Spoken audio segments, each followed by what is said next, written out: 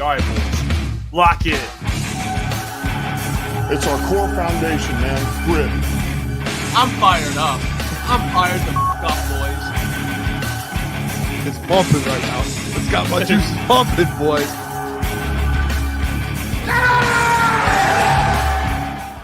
All right, Saturday mornings, Crunch Time Sports. We're back. I'm Caleb Czarnik. We are joined by Michael Gentry. A lot to unpack today. Pistons lost yesterday. March Madness, some Tigers news, some baseball news in general, and some opinions I want to get out there. We're going to talk some Lions. We got Czarnik from Bully Ball joining at 10:30 to talk some Pistons. Mike, how we feeling? Saturday morning, March Madness, basically the best time of the year. It is the best time of the year. Hey, I'm feeling good. My bracket, unfortunately, Caleb, not looking so good. And my bets from yesterday, not looking so good. It's just been a disastrous first round as far as my bracket and March Madness goes. I don't know how the people are feeling, but it was a rough go. But hey, there's definitely room to bounce back today. We got Michigan playing later today too, so big dub. Hopefully, that's gonna be a tough one for them. They're underdogs today. We will get to March Madness later at around like 10:45, and we will talk about how unbelievably cold I have been. I posted my picks on Twitter. What day was that? Thursday. And let me say this, Mike, not good. Just want to point some stuff out in the chat. RIP George Foreman, one of the GOATs. Rest in peace. Anakin is at a robotics competition. Everybody wish him luck. Let's get into this, Mike. So baseball's back, Tokyo Series last week. I think it's a cool thing they do. You had the first, it was Dodgers, Cubs. You had Amanga on the mound for the Cubs. You had Yamamoto, then Sasaki. A conversation that I've been thinking about for a long time, or at least a topic I've been thinking about for a long time, is what the Dodgers, and again, we're going to get to the Tigers news in a second because I know there was some pretty big and exciting news, but I just want to talk about the Dodgers for a second. What this team means for the MLB, and is it good for baseball? Because this Dodgers team, they have 21 nationally televised games, which is the most in MLB, which is fair because they're the best team in baseball. Yeah. They just went to Tokyo to open the season, and they come back in their second series, or I think in their second series, and they at home face the Cy Young Triple Crown winner in Tarik Skubal on ESPN. Dang. Right now, the Dodgers are being paraded around like they are the Beatles, which is 100% fair, in my opinion. The MLB, they want to get more eyes on the sport, and what is a better way to do it than with a team like the Dodgers, who essentially, you could say 1 through 4 or 1 through 5 in that lineup has a chance to be the National League All-Star team. And you have 9 capable starters who would probably be 2s or 3s in any rotation in baseball. They have 10 of those. It's an all-star team. Yep. What has happened, I think, is the MLB is rewarding the Dodgers because they have an owner with fat pockets, the willingness to spend, or I guess an ownership group, because I think there's a lot of people pooling in money for that. You get the point. And they're being rewarded for taking advantage of being in a big market. However, Mike, I think there are some downsides to what the Dodgers are doing, and I think there are downsides of not having a salary cap in baseball. I think one of them is there's a lot of good players, and I'll give examples. Riley Green. I'm going to give another one that just popped in my head. I'll give you Lawrence Butler from, I guess it's the Las Vegas A's now? Yeah. Just players like that are really, really good, that are not going to get the eyes on them. because the Dodgers are the poster boys, I guess if that's even a term, for the MLB. And I think these players, the Riley Greens, I'm trying to think of other examples of just really good players on not very good teams, but it's almost inevitable they get poached by the Dodgers when their contract's up, if not extended. I think the Riley Green extension and everything is coming up, but I think that is inevitable. Like, Mike, I'll even say this. How long did it take the MLB to really start promoting a guy like Tarek Skubal? 3 months? Oh, man. What? 3 months? Yeah, no, it took a long time. You could even say it was like mid-season to like where they really, really got eyes on him. And then obviously moving down to the stretch into that playoff postseason run, they obviously were all eyes at that point. But no, it did definitely take a long time for sure. And yeah. Steve O'Baby says, Caleb, do you think that the Dodgers are the Yankees of the MLB? Well, they're both in the MLB, but I will say this: the Yankees, and the reason the Dodgers are getting, and obviously the Yankees get a ton of eyes too. I mean, it's the New York Yankees, but they are not. And I'm not saying that they don't have the willingness to spend money, because they do. They always do. But the Dodgers are just beating them to the punch right now. And I think the Yankees – go ahead. I was going to say, as of late, you've seen the Yankees kind of let players walk and lose out on players more than normal. And I feel like the Dodgers, no matter what, they're always just adding and adding and adding and making it work somehow. Where the Yankees, I mean, the past couple of years, I mean, you've seen them lose out on star players, let guys walk and stuff like that. They've taken different avenues to it, as to where the Dodgers, they're adding. They keep getting better every year. So they might lose a guy, and then they're adding someone else right back to take a spot. So.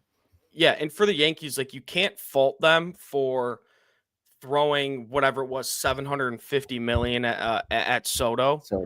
But like a team like the Dodgers isn't letting Soto walk.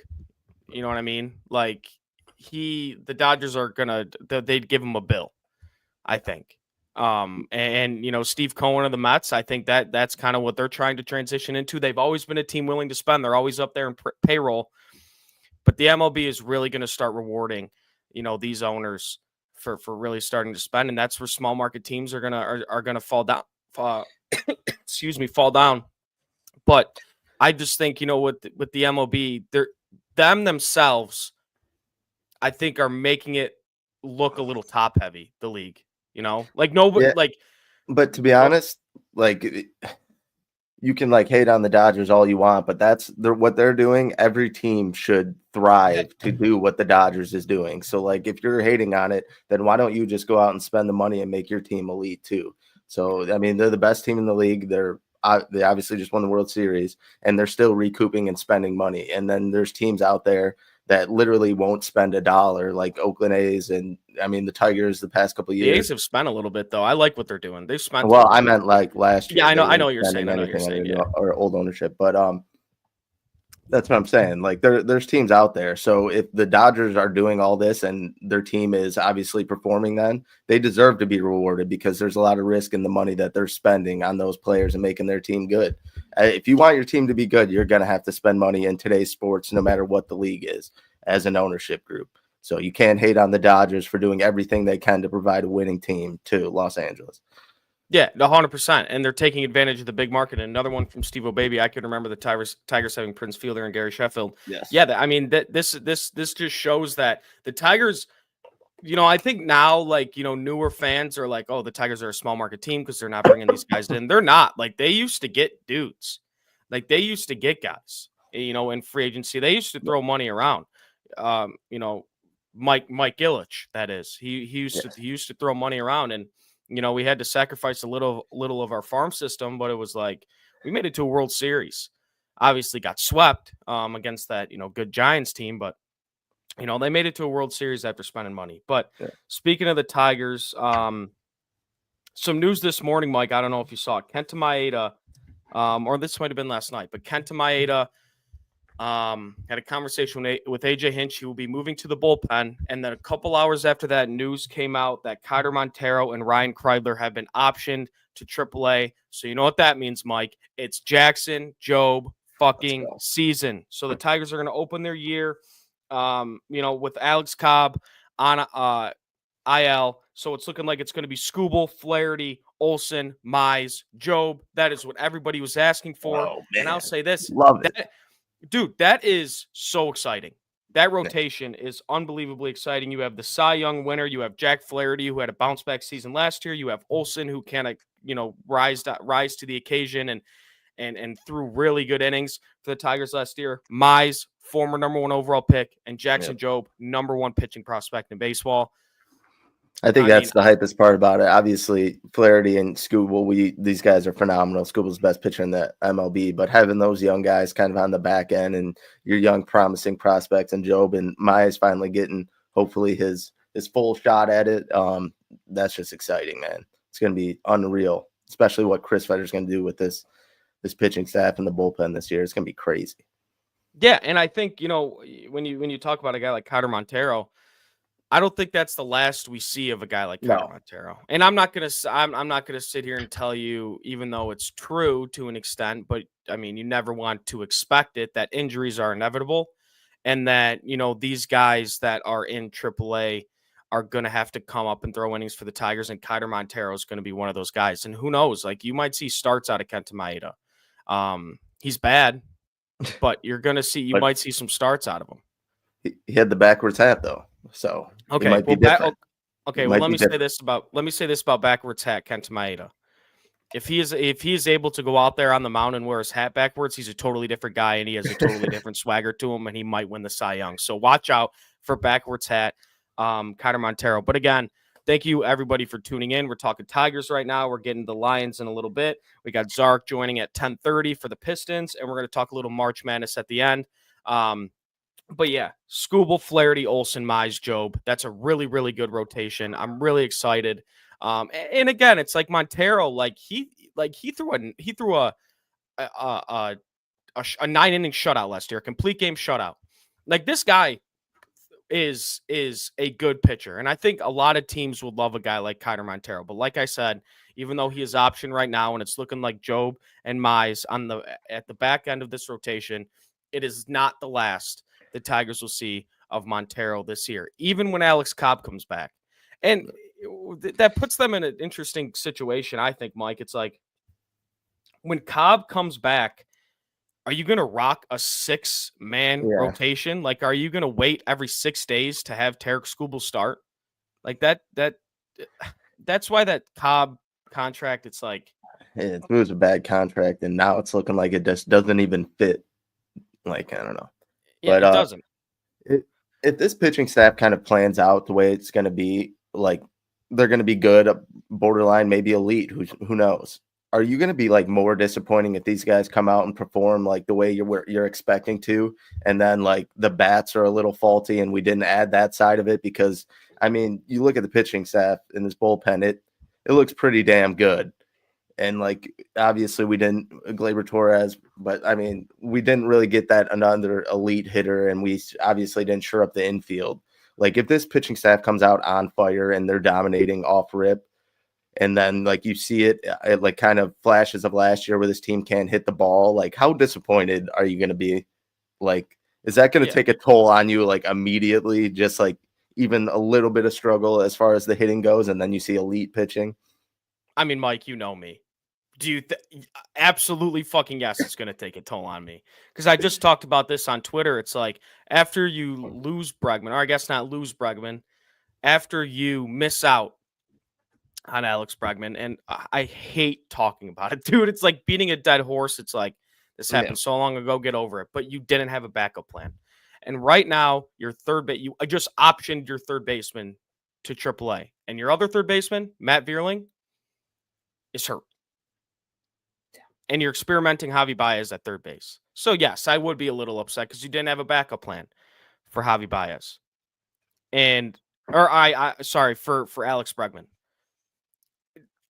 Dude, I'll say this, just looking up and down at this lineup, unless you get some serious progression out of Colt Keith, which I think is possible. Yeah.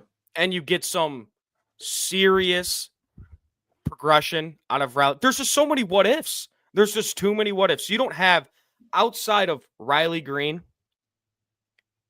and I'll throw Colt Keith in there because he's going to be a good hitter. I don't think he's a what if.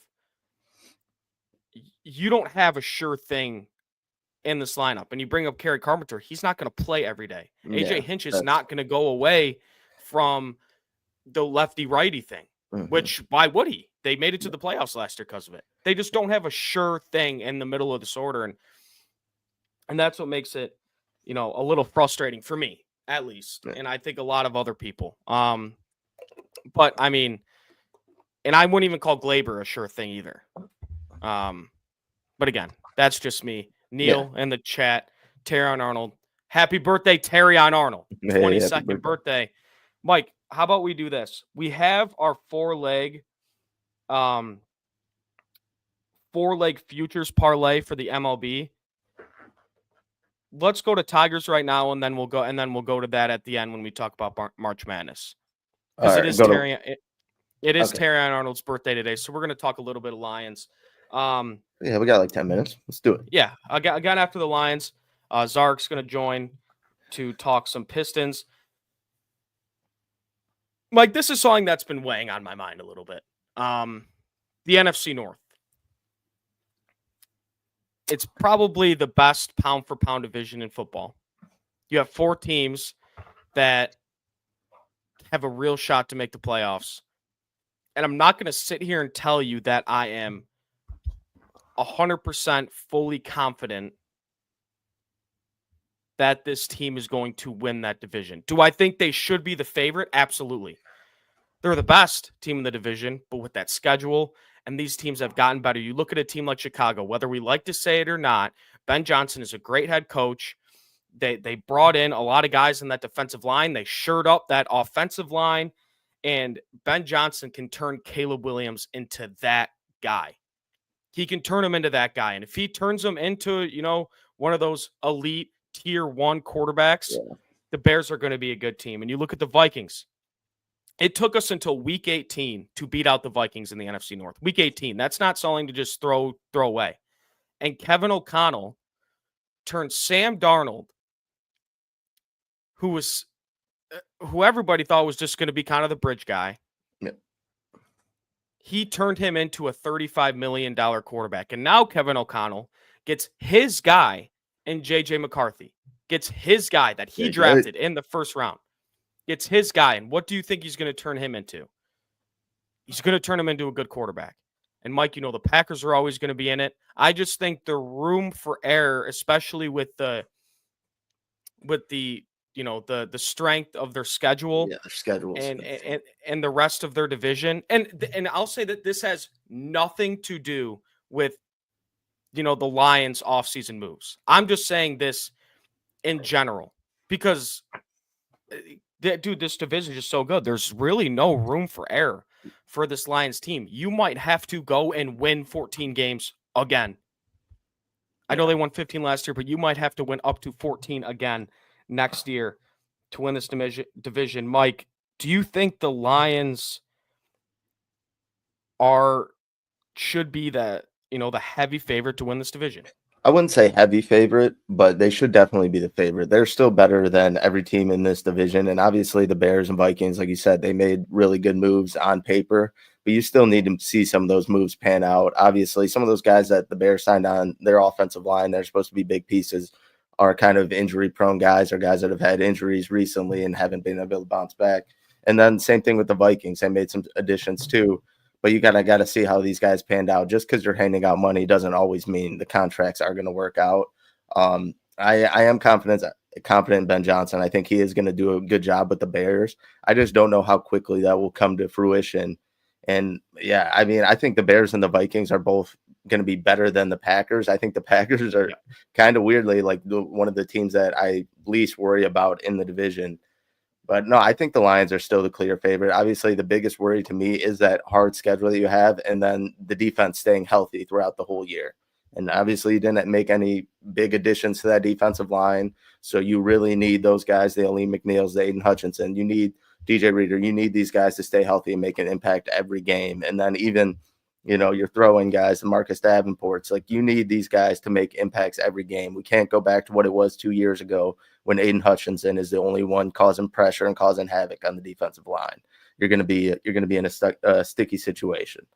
But the way the Lions offense, the Lions still have a top 5 offense in the league. I don't think even losing Ben Johnson is going to change that drastically, if anything at all. I still think that part of the offense or that part of the team will be rolling.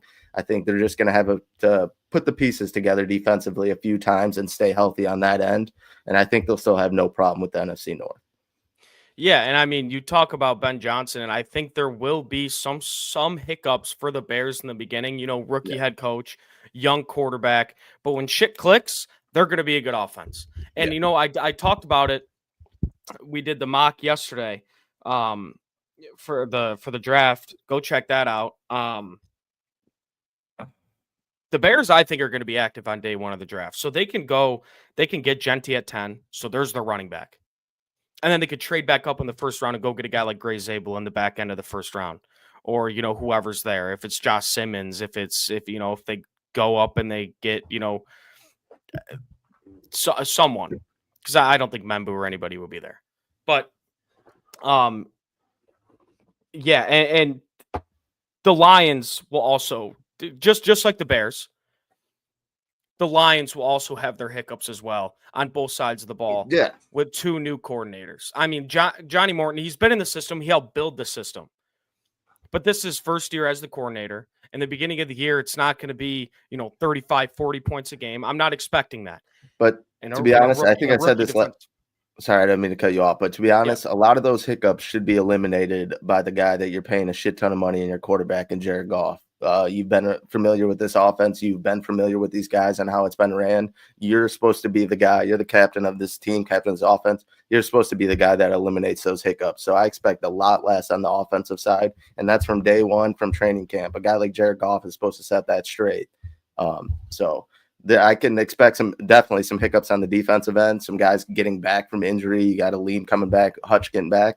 But that offense is literally being left right where it was. Obviously, some changes to the offensive line with Zeitler leaving and whatnot, but that's a top 5 offense in the league. And even losing your OC, your quarterback should step up and right that offense. Yeah, Mike, that's a no phenomenal excuses point. for Jared Goff. No excuses. You can't have a hiccup to start the year. You are 100% right. And this is, I think, the most pressure probably Jared Goff has had on him his entire career, because a lot of people, there's conversations that, Ben Johnson is the reason Jared Goff is having his success, and he's the reason he got paid, this amount of money. Yeah. So Jared Goff has to put his nuts on the table and look at Johnny Morton and say, we have to, it's fucking go time.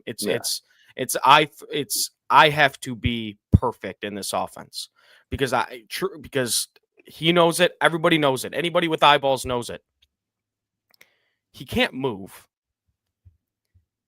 So he needs to be perfect on his execution, just getting the ball to the playmakers and making those throws. And there's so many playmakers on this offense. You are 100% right. There are no excuses. There are none. And I don't think Johnny Morton is going to make a drastic change to this offense just because he helped build this offense with Ben Johnson.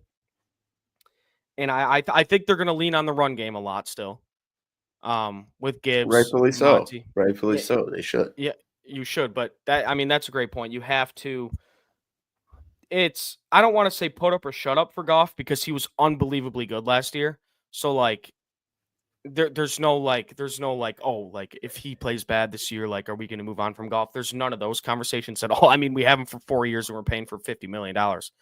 But yeah, he really has to have one of those seasons like he had last year, especially with the weapons and an offense he's familiar with. But, you bring up this offensive line, Mike, and, we did a mock yesterday, like I said, and Josh Simmons from Ohio State was there at 28 for the Lions. Jeff was the Lions. He took him. And then, we talked about addressing the edge position in the second round. How do you feel about that? Kind of what's your stance on, after losing Zeitler, do you trust Graham Glasgow? How do you feel about Graham showing flashes? I mean, I don't know. I wouldn't say I fully 100% trust him, but I do think that there's a bigger need for edge and someone opposite of Aiden Hutchinson. And I'm not that you can just plug and play anyone on the offensive line, but that offensive line is a pretty damn good unit. Not that the defensive line isn't, they don't have dudes too, but just the lack of pressure and the lack of presence, I guess you could say, we've seen on the opposite side of Aiden Hutchinson pretty much since he's been a Lion has been just disgraceful. That's why, like we talked about last week, I think it was Zadarius Smith. I would love to have him back just to see what him and Hutch can actually do together. But I don't know. I think if he drafted the Ohio State offensive lineman, I know he's highly touted. My boy talks about him all the time too, and Lucas is always gassing him up. I wouldn't hate it by any means, but in my personal opinion, I'm hoping he gets that edge. Yeah, I mean, this is a really deep edge class, and I think a route he could go is there are guys. Will Hernandez is out there, Brandon Sheriff's out there, but this is if they are not comfortable with Graham, because I think Mahogany is locked to play one of those guard positions. Yes. And I don't know if Brad Holmes, and company, Dan Campbell and Morton and Hank Fraley think that the other guard position is up in the air. They might be solidified and say, okay, Graham's our guy. Our guy. He played really well in 2023.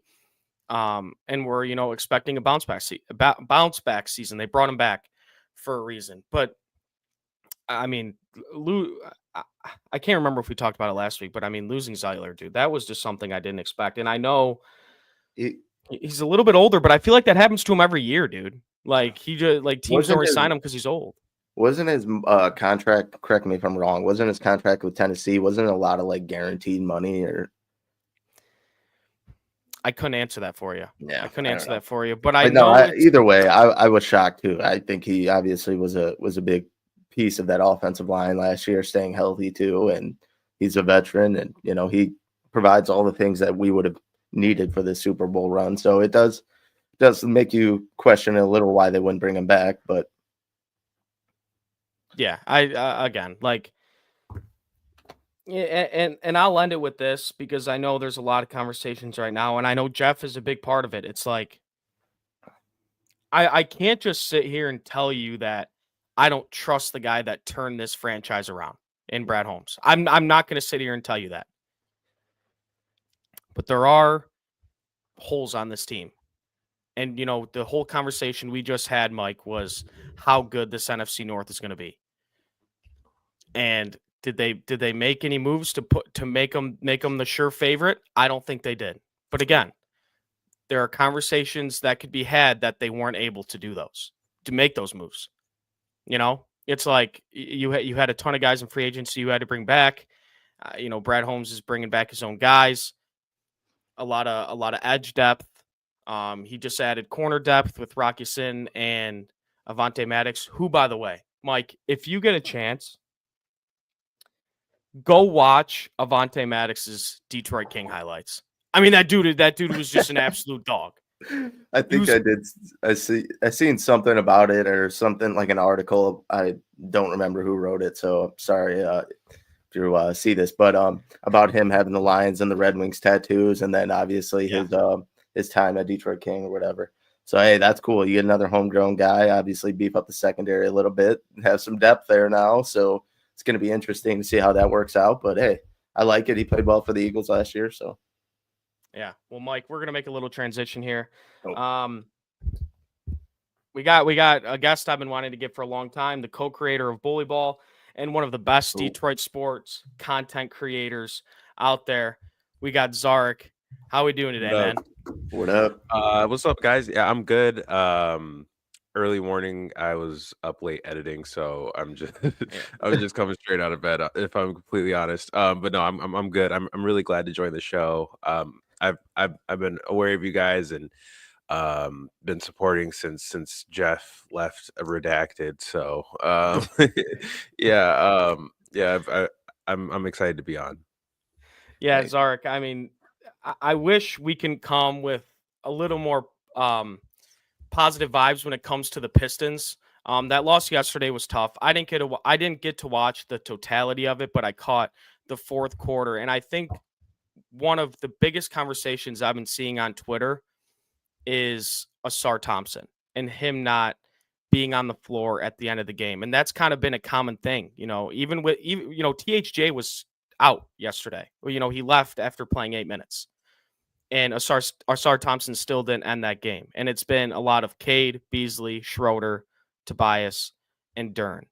So my question to you is, what does JB Bickerstaff expect from a guy like Asar Thompson, going down the stretch and going into the playoffs? And is he going to continue to only play him, 20 to 25 minutes a game? Yeah, that's the question. I feel like the Pistons are at their best when Asar Thompson is playmaking. We saw that from the stretch from the game on ESPN with Philadelphia, up until like I want to say the Boston game that they had lost. It's puzzling a little bit because it felt like it was working so well that why go away from it? And honestly, I don't have an answer. I feel like the attempt to kind of integrate Dennis Schroeder into the offense maybe made things a bit complicated because there's an element of now we have an additional ball handler where they knew Marcus Sasser, whom I like a lot, and I think he should have a role on this team or any team, just because of his scoring ability. But his scoring ability is his main draw. It's never the playmaking, nor the creation for others, and that's what Schroeder gives you. It's just it's a balancing act, it feels like right now, and especially the closing out games part. I also don't quite understand. I mean, if you want to talk on the offensive end, I could understand it a little bit because especially lately, it feels like his confidence has been a little bit down and he's made some mistakes that he wasn't really making during that stretch in the beginning of 2025 that now it's a bit more understandable. But, you had a game yesterday where Spencer Dinwiddie was going off. And I feel like someone like Asar Thompson, was your best shot at controlling that, just because he's such a unique defender where not only is he, just a good on-ball defender, but he has this unreal athleticism that he really is able to use to his advantage. And it makes him like truly like one of the elite defenders when he gets the opportunity. It's just a matter of getting the opportunity. Like my initial thought was like maybe it's a minutes restriction thing, but he's not on a minutes restriction anymore. So yeah, it's a bit puzzling. And I feel like there has to be some more integration of Asar Thompson, both on offense and defense, kind of getting back into the role that he previously had if this team wants to play their best basketball going into the playoffs. Yeah. And kind of sticking on JB Bickerstaff, just kind of speak to the job he's done. Obviously, Pistons 6 seed right now, hopefully heading even farther into playoffs, maybe getting into that 5 seed. Just kind of speak to the job he's done because none of this really seemed possible with Monty Williams. And like your biggest takeaway so far that JB Bickerstaff that's really, made an impact on this team so far. Yeah, I mean, if I had a vote, JB Bickerstaff would no doubt be my coach of the year. Absolutely. I just think that the turnaround this franchise has had, it's easy to say like, oh, it's a great story, and it is, right? Like it's a great story, but there's an element of this that like I feel like people aren't really acknowledging, and it's like they were completely written off, last year, like completely. They were coming into this season with an over-under, I think, at 27 wins. And a lot of Pistons fans even were going on the under for that. And they were saying things like, it'd be a great thing if they even got 25 wins. And I was like, what happened? What happened to this franchise? Like, where did we go? But one thing I had mentioned at the beginning of the year, I wrote an article kind of journaling like everything I had covered from the summer to like media day. And one big thing was like a lot of the words and a lot of the calls to action for for fans to get excited about from Trajan, from JB coming into Detroit this year was really similar to Monty and Troy previously. So I had said something where it's like, words have never like weighed less with this franchise coming into this year. Like they were emphasizing, oh, we're going to be a defensive team. We're going to go back to, Detroit basketball. We're, all the things that you want to hear. But I feel like even, the fans obviously are burned by that type of talk, but also just like anybody, who's paid attention to this team for so long, kind of was burned by that. And to see it actually play out and to see them actually live by their words. And JB said by, February, March, you're going to be able to tune in and see a Detroit basketball team that, is a brand of basketball that you can recognize and that you can get behind. And it actually happened is really a testament to the amount of work that him, his staff, and Trajan have all put into not only shaping this team into being, now one of the best teams in the Eastern Conference, but also a sustainable team in the Eastern Conference that could honestly only improve from here. Yeah, and I'll say this. I remember, I forgot what month it was, but I remember when I was with the heavyweights and we had you on, you did say, because I remember Spenny and Easy didn't feel that comfortable with this Pistons team, and a lot of people didn't, rightfully so. I mean, they won 14 games the year prior. Yeah. But I remember you saying, guys like Tobias Harris are going to bring you W's, and Tim Hardaway Jr. is going to bring you W's. Malik Beasley is going to bring you W's, and you were absolutely right.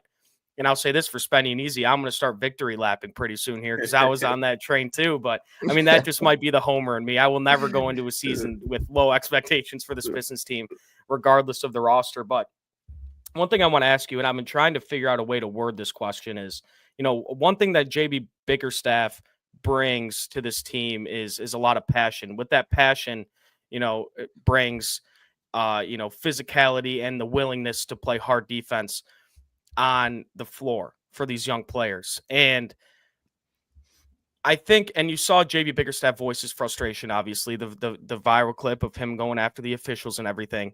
Do you think with, the Pistons gaining popularity and bringing that toughness and physicality, that bad boys vibe back to the NBA, that the officiating in the NBA will kind of adjust to that, if that makes sense? Let these guys play, with a little more physicality, because to me, it's an ancient part of basketball that you don't see often, but it's a lot of fun to watch. So do you think these officials will kind of, swallow their whistle a little bit, come playoff time for this Pistons team? Absolutely. I think this is a team that's really going to benefit from the playoff whistle. Just because in the playoffs in general, the whistle is not blown nearly as much, right?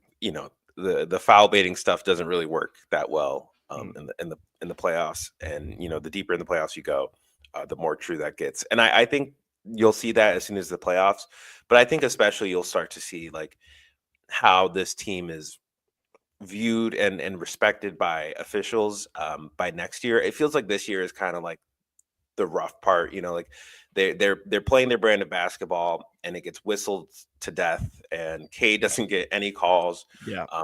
I think objectively probably has the worst whistle of any all-star in the NBA.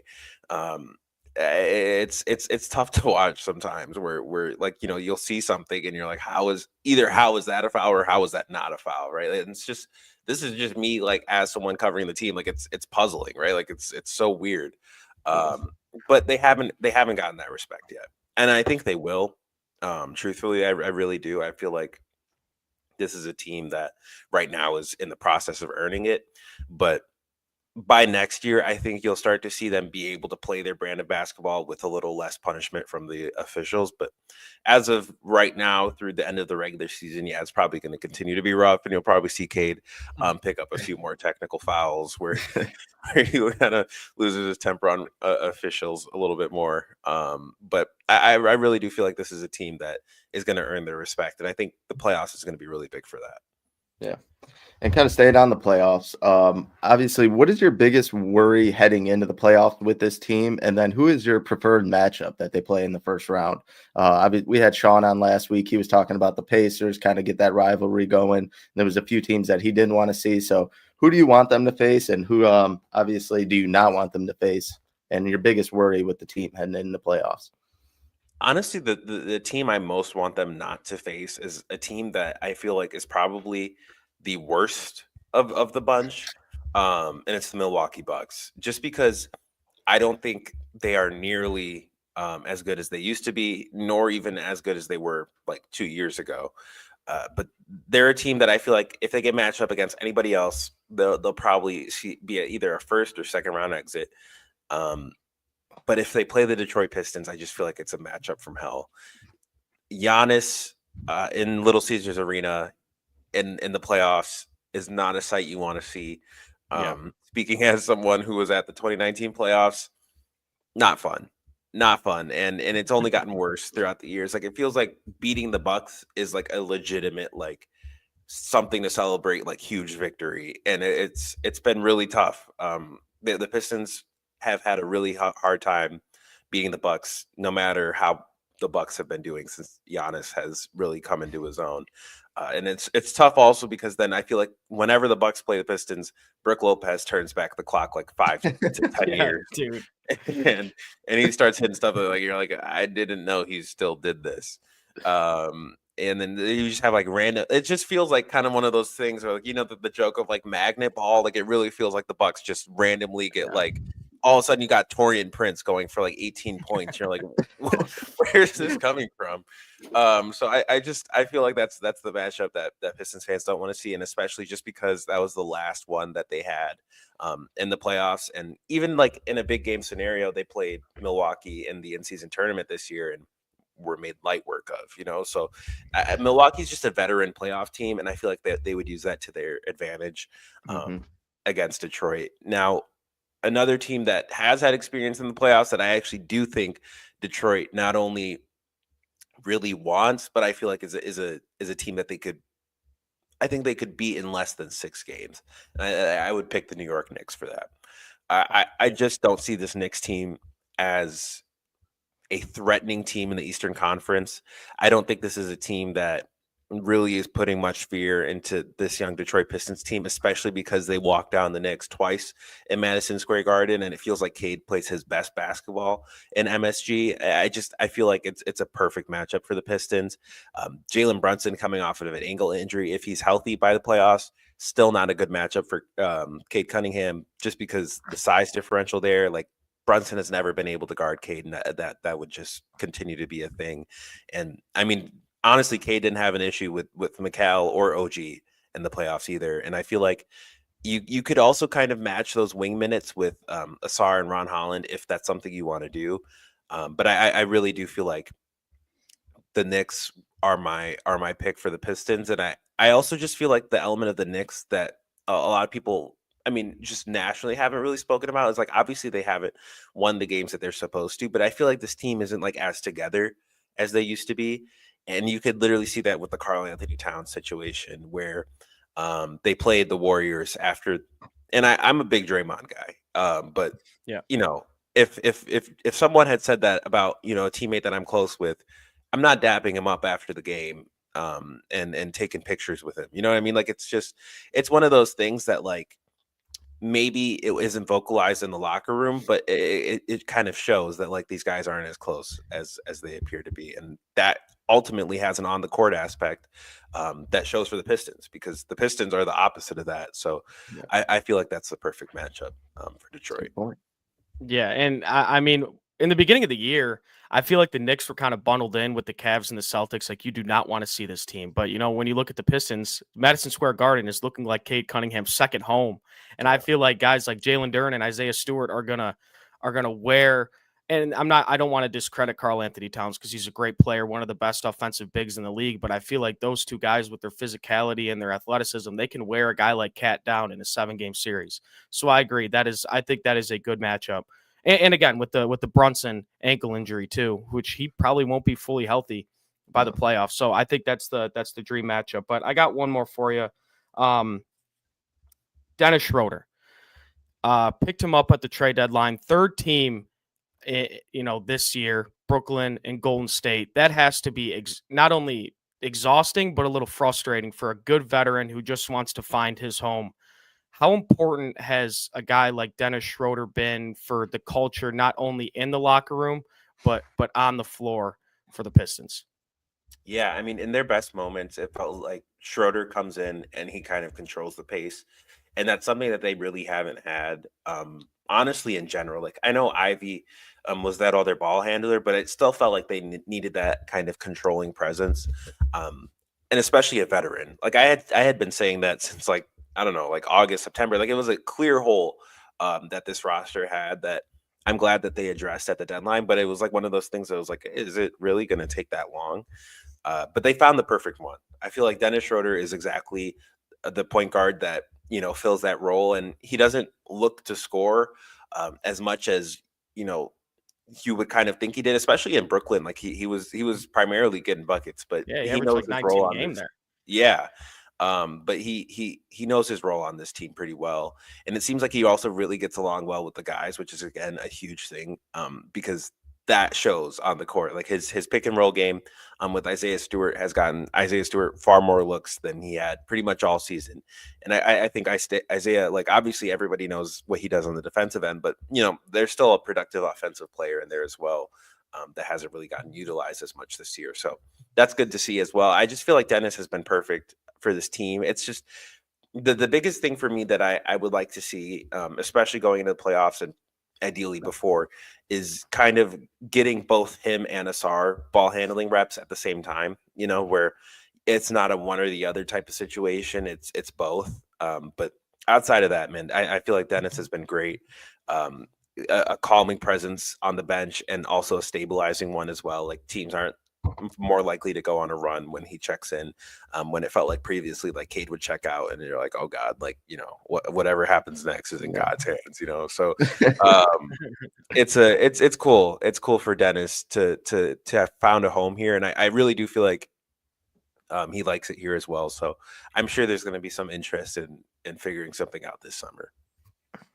Yeah, well, Zark, you're the man. Everybody watching, make sure to check out Bully Ball Media and follow Zark on Twitter at Zark Xavier. We appreciate you coming on. We know Saturdays could be a little bit tough for people, but you know your ball. Early. Yeah, you know your ball, and we'd whenever you want to come on, man, you're always welcome. We appreciate you. Appreciate you, man. Yeah, enjoy your weekend. Pistons tomorrow at 3:00 back home. So let's go get a W. I'll be there covering it. So hey, there we go. Appreciate you, man. Yeah, of course. Great to have you, man. Yep, take it. Peace. He's the dude. He's the guy.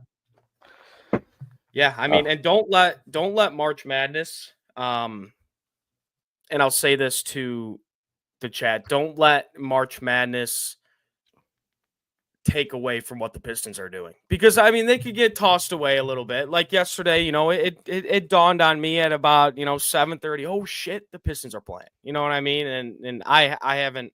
I'm gonna toot my own horn a little bit here. I haven't missed many Pistons games this year, and I almost missed it yesterday. But I mean, probably should have missed it. Bad loss. But yeah, Zark's the man. Again, I'm gonna Bully Ball Media at Zark Xavier on Twitter. Mike, so when we were talking baseball, we didn't get to the 4-leg parlay. Let me say this, chat. Let me say this before I see shit in the comments about how cold I am. This is an MLB futures play. Different sport.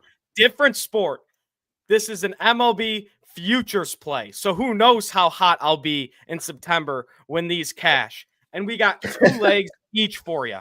2 legs each.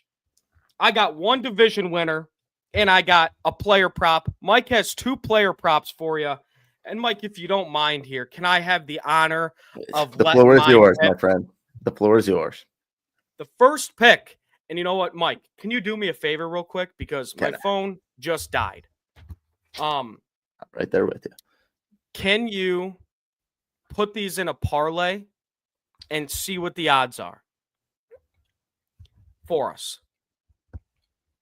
We'll try. And chat, always gamble responsibly. Even if you don't want to bet it, maybe you could just root for us. Ready? Yeah, I'm trying. FanDuel's going a little slow. There's got to be a lot of people on the app right now, getting those March Madness bets in. All right, let me just let these rip. All Chad, right. how are we feeling about the NL East this year? You got the Phillies. They're a good team.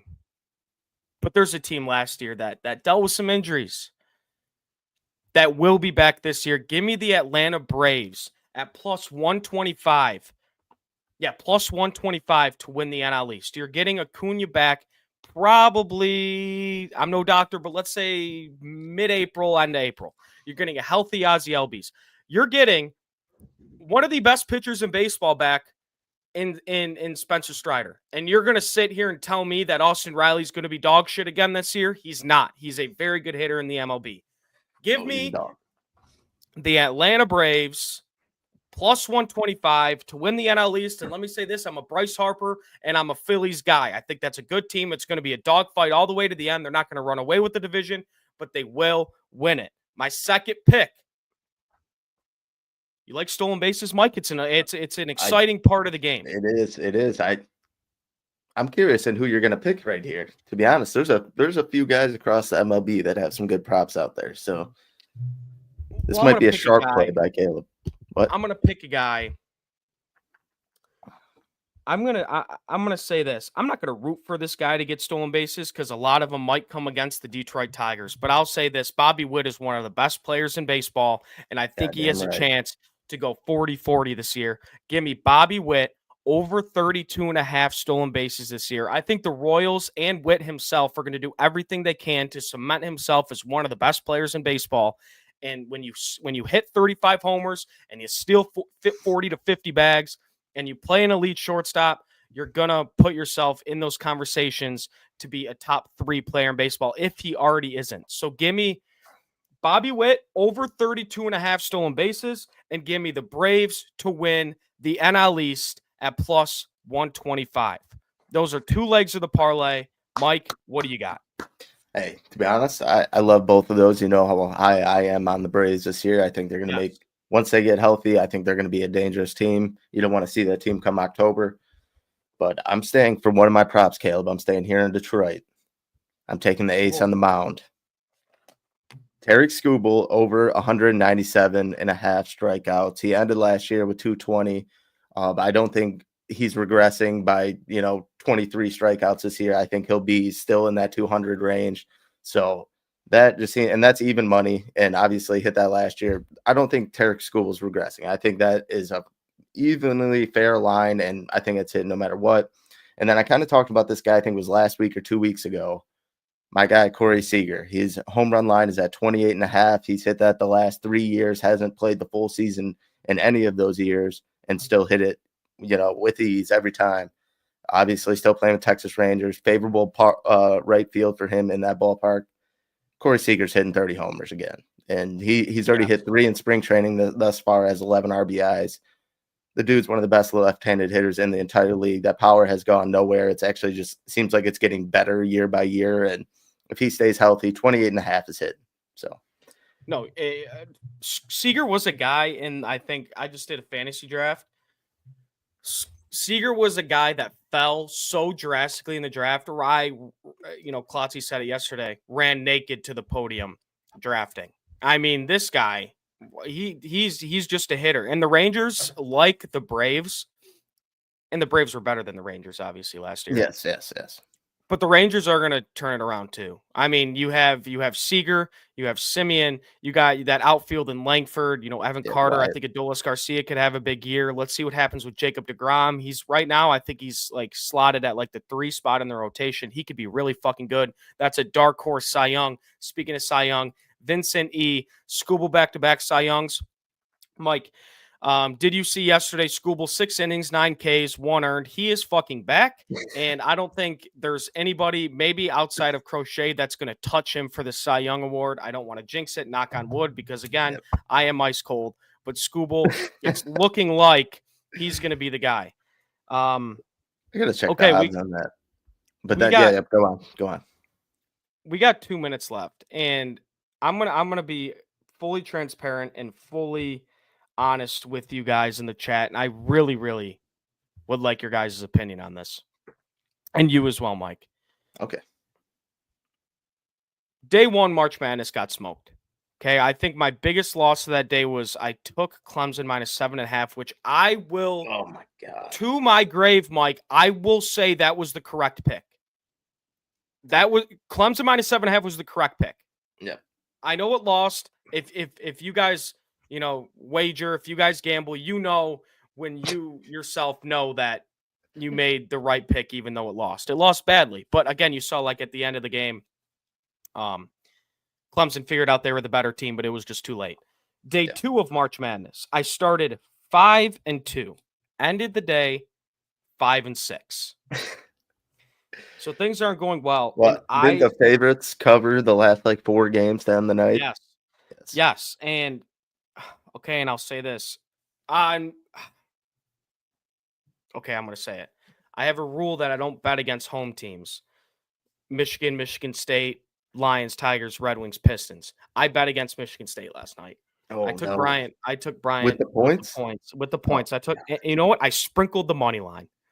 I sprinkled Bryant money line. Sparties, I am sorry. I'm not a Wolverine. I'm neither. Sparties, I am sorry. It was just too good of a line. Whatever. Mike, if you have a pick for me right now, I will drive to your house and hug you. What do you have for Purdue McNeese at 12 o'clock? I would take just McNeese with the points. I'm not. Damn it, that's not what I wanted to hear. The Big Ten has swept, obviously, in those first 2 rounds, and they look pretty good. I don't know. I'm liking them with the points. And then Arkansas and St. John's, that's another one I like. I think even with that one, I'm going to fade the bottom half of like the SEC. Some of those teams not been, obviously performing that first round. So I would take St. John's minus 6.5 in that one. And I think I might go McNeese plus the points in that one. Dude, when we talk about St. John's, I have them winning the entire thing. Fair. I don't know if it's going to happen, but I like it. I like them with the points because Duke is really fucking good, dude. Yeah. So, I mean, it's going to be – but that'd be a cool championship. But let me say this about the McNeese-Purdue game. Why I was saying I want to be fully transparent and everything. I was up until 3 a.m. just researching these 2 teams and watching highlights and everything, and I can't get a grasp on this game. And you always want to start your day off right, especially on college basketball Saturday in March. And can I suggest one pick in chat? If you got anything, for this game, let me know. But can I suggest a pick, and then we'll wrap this thing up, Mike, and you tell me your thoughts on it because I need some assistance. Yes. How do you feel about the under 143.5? Of what game? The first game, the Purdue game. Yeah, I mean, I could see it. I could see it. I mean, to be honest, the more I look at the St. John's line, the more I just love it because, like, obviously everyone knows how many SEC teams have got into the tournament this year. Texas lost. OU lost, Vanderbilt lost, Georgia lost, Mississippi State lost. And those are all the bottom teams. The one team that's right above them is Arkansas. Missouri lost. All these teams, bottom teams of the SEC, are not good. They all should not have been ranked where they were. So I guarantee St. John's covers that 6.5. All right. Sounds good. That's something I will be responsibly gambling on. And guys, I want to say this. Thank you so much for tuning in. We're here every single Saturday. Make sure to subscribe, like the stream. Go follow Czarnik, and check out Bully Ball Media. Buy your merch, and just everybody have a good Saturday. Watch some basketball. Stay safe. Go Blue. Go Blue. They're playing today. Underdogs, but I think they could get it done. Yeah, guys. Again, thank you for tuning in. We appreciate you guys a ton. This show has been a ton of fun. We're going to keep getting better and better. Stay safe and have a Saturday. And have a Saturday. Have a day. Peace out, everybody. Peace.